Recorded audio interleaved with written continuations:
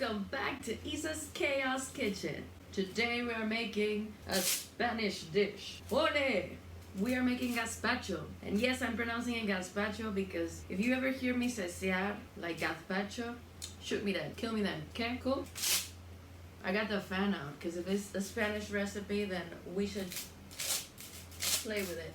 But I was thinking that, like, how cool is the Apple song with a fan? Like, I think the apple's rotten right to the core. From all the things goes down, from all the apples coming before. okay, so today we're gonna make gazpacho. I feel like my taste buds have evolved ever since I moved to Spain. Like, I used to not like certain things. Like, I didn't like olives, and then I moved to Spain, and now I like olives and like sardines and gazpacho. Comment below for the immigrants. Have your taste buds evolved according to what's popular in where you moved to? Because I feel like my taste buds have become Spanishized. Españolizado. Anyways, gazpacho. My friends actually showed me that it's a great hungover cure, and if you think about it, like a hungover cure in Mexico is clamato, or like Bloody Mary in the US, so that's like tomato juice. So what's the difference, you know? Gazpacho is also kind of tomato juice, so let's have fun with it. So, of course, you need tomatoes for your tomato juice.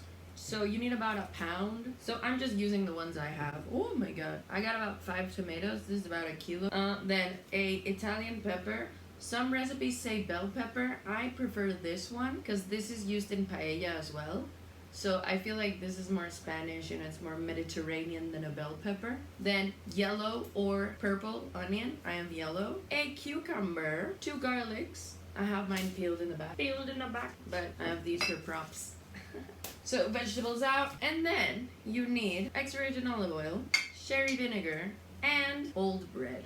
What the fuck is this? Sorry, it's been like raining and stuff, so the light is super weird. Gazpacho. I'm gonna ask my friends if they do pronounce it this way. My favorite one is there's this club in Barcelona called Razzmatazz. So it's R-A-Z-Z-A-T-A-Z-Z, R-A-Z-Z-M-A-Z-Z-T-A-Z-Z. So I'm like, do Spanish people pronounce it Razzmatazz? Like, come on now. Anyways, irrelevant. Let's get ready to cook. Actually, we're not cooking today. We're just, let's get ready to process. I got my scrunchie. I finally got rid of my leftover yarn. Look, I made a crochet scrunchie.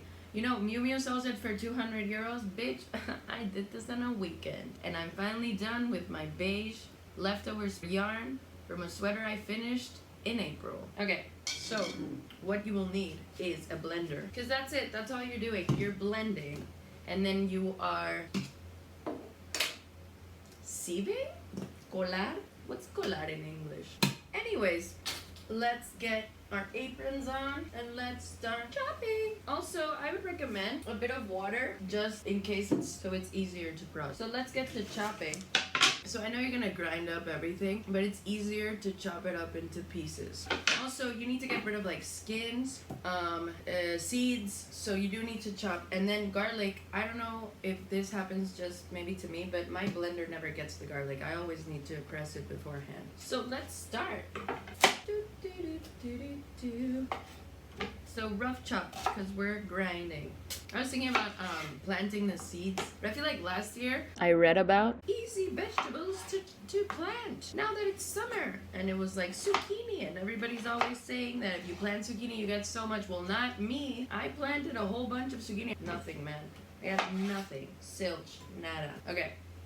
Bread. We're gonna be checking the bread. Let's see how much we want. I'm gonna try to use all of this because I don't want leftover stale bread, but I don't want it to be too bready, you know? But I am gonna plant the tomato seeds. I think all the plants that I had outside died because of the summer heat. So now I'm like, I have these dirt boxes. And the good thing about tomato is that you get a plant so easily. Like, if you're ever bored, grab a tomato, cut it in half, put it in dirt, water it, and in like a week you'll have a plant. I'm not saying you'll have like actual fruit, but you'll have a plant. Anyways, I was talking to a friend and she was like, hey, what are you gonna do for the weekend or for the summer? And I haven't really gone, I haven't really traveled, so this summer I was like, okay, I'm staying home, having a staycation. But I was thinking about this the other day, that okay, so like staycation, right? The concept is like a millennial concept where it's like, yeah, you stay home and it's a staycation, girl.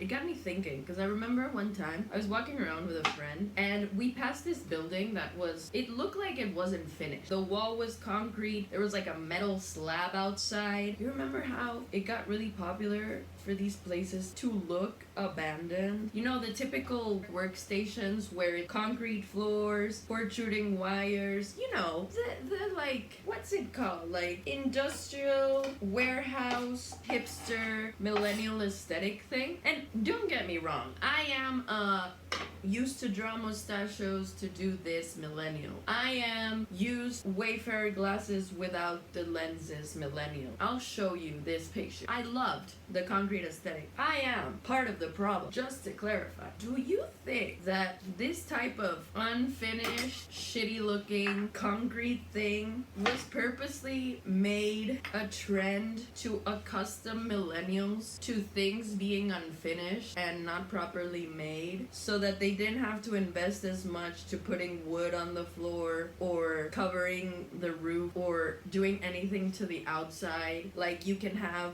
the air conditioning showing and concrete floors, and they said, oh, this is actually cool and in style to accustom millennials to the fact that stuff is shitty now and that companies will not invest in like decorating a building. Because I know I sound crazy, but it kind of makes sense, right? Like, it's like they got us used to stuff just being shittier and called it a trend, right? And that's my point about staycation, where what the fuck is staycation? That's just marketing. That's, I don't have any money to travel, so I'll do a what's a staycation? A staycation is I'm stuck at home because I don't have any money. Like, ma'am, that's a marketing buzzword to convince us that everything is fun and dandy, when in fact it's like, no, everything's half a cup of olive oil.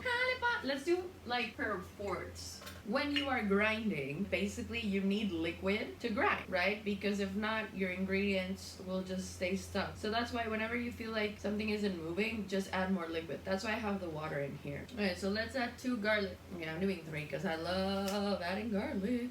Okay. So I will do the half a cup of olive oil. And I am forgetting my jerez. You know, I'm so tired of this freaking vinegar. Okay, so this is half because I did 2 1/4. I'm so tired of this vinegar thing because you know what? I bought it. Like, oh, I'm gonna have so much. But see, this is where I have my oil. Bitch. Does not fit. So I have to have her outside and it makes my kitchen look ugly. So I'm counting down the days until I'm finally rid of this giant ass sherry vinegar. 1 tablespoon, FYI. So, salt and, I'm very smart. So you see it's not grinding. So, let's add some water.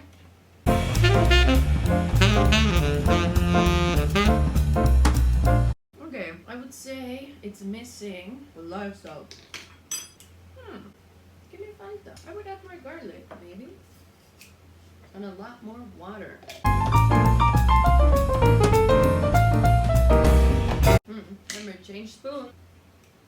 So I've been watching a lot of Almodovar recently. I like him, but I hadn't seen like Mujeres al borde de un ataque de nervios. I'm reminded now as I'm making gazpacho how she just poisons everyone with gazpacho. A weird movie. And I was thinking like, girl, be as dramatic as you want. Almodovar never doubted himself. He's like, I'm gonna make drama. And he made drama. All of his movies, drama. Like, one of my favorite movies is Volver. It is my personal headcanon that Penelope Cruz won her Oscar for Volver and not for Vicky Cristina Barcelona, because Vicky Cristina Barcelona is one of the worst movies I've ever seen in my entire life. My god. You know, I remember when I first saw Vicky Cristina Barcelona, I didn't like the character dynamics, but now that I live in Barcelona, maybe I'll be like, well, it makes the city I live in look beautiful, right? Nope. Bro, okay, they're in Barcelona for like 1 day, literally. They get to Barcelona, they meet Javier Bardem's character. They go to Tibidabo 1 day. He chose to film up in the mountain the day that was like cloudy and that makes Barcelona look like. But then they spend most of the movie in Asturias. Why didn't you call it Vicky Cristina Asturias? Because you probably don't know what the fuck Asturias is. You just called it Barcelona to be like one of those gringos who is like, I went to Barcelona. But yeah, they're not even in Barcelona that long. They spend most of the time in Asturias. It's like Perdido en Andalucía, and I show all of Bilbao. Imagine that. It's just, you're not even in Barcelona. Why are you using the name? That's why my personal headcanon is that Penelope Cruz won her Oscars for Volver. That's how I see it. That's how it's written in my brain. Is it fake news or is it a better reality? I would like to agree that it's a better reality because Volver is one of my favorite fucking movies ever. It's so good. Volver. If you're ever like, which Almodovar movie should I watch? Watch Volver. I love Almodovar because he's so dramatic for no reason. You love to see it. You love to see Almodovar just being like, I'm just gonna add more conflict. Why not? I saw like Mujeres al Borde de un Esto, and it's like, let's make him sleep with the lawyer. What? Just add drama. Let's make the ex-wife go kill him. Let's add terrorists, and you're like, sure. Let's add poisoning cops, and you're like, sure, let's go with it. Also, can I say I love this shot where it's like the main woman is thinking about renting out her apartment or not, and the reason she keeps it is because she loves the views. But what they did is they took a picture of Madrid and then they printed it out on a screen and they put it behind a terrace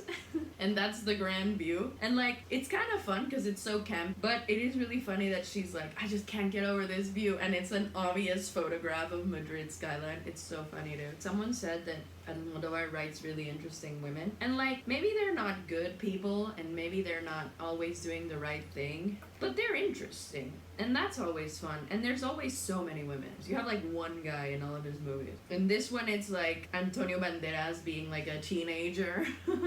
He was probably 20 something, but he looks tiny. So if you ever like, is my story too dramatic? Almodovar will be in the back like, add more drama!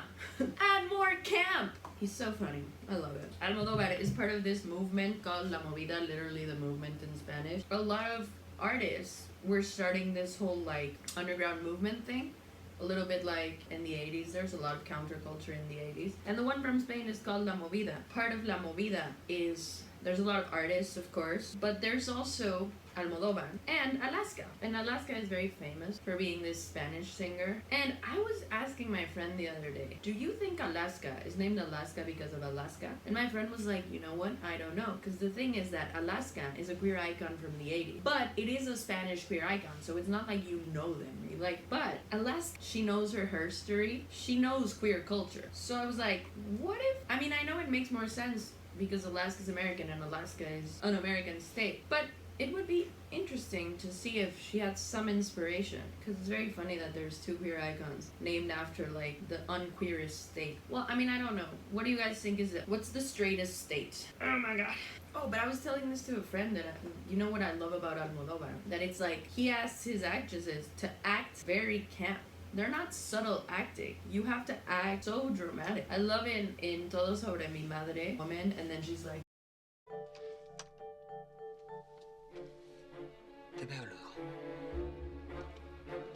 and it ends like that, and you're like, so much drama, and for what? For the fun of it. I wish to someday be as campy a director as Almodovar. He's so camp. No, last time I did this, I got more pissed, but now I feel like I went faster. You know what the secret to life, kids, is? When in doubt, water it out. Because the last time, I suffered more because I didn't add water. This time I did. Look how easy. Add water. You can never go wrong with adding water. Also, it's the secret to caramelized onions. I'm gonna make caramelized onions one day and I'll show you. But I think we're done here. I'm sorry, this is the only glass I have because all my glasses are dirty. I'm doing this all wrong. Is this a soup or is it a drink? We may never know. So, how to serve gazpacho? Not like this. Gazpacho, you add a drizzle of olive oil, you add some croutons, you can put some chopped up cucumber up there. You can chop up some pimentos. I like to add the drizzle of olive oil and some fresh pepper. Gazpacho. I will say, this isn't the best gazpacho I've tasted. I feel like the tomatoes they were a little bit unflavorful. Maybe get some more like Roma tomatoes, one with more flavor, because this is a little bit weak. It's like a nice, refreshing drink. But anyway, all in all, it is a good drink. I do like it for hangovers. I like it as a snack. Like when you have the mid-morning, you get a little glass of gazpacho. It's very nice. It's very refreshing. It has the twang of the garlic. But yeah, solid Spanish recipe. So see you on the next one. Enjoy this. As I said, use some darker tomatoes. Maybe some heirloom tomatoes. But yeah, this is a little bit untasteful, but it's still good because you can taste the cucumber in there and everything. So yeah, have a nice rest of the day and enjoy.